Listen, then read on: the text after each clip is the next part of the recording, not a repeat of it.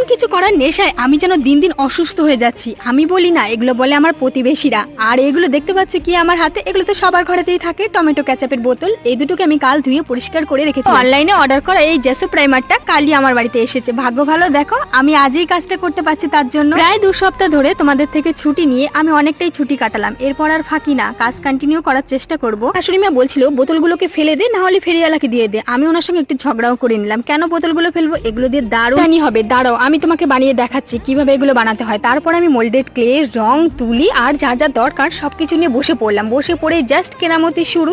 দেখতেই পারছো আমি পুরো হোয়াইট কভার করে দিয়ে ব্ল্যাক দিয়ে একটু ডিজাইন করার চেষ্টা করছি।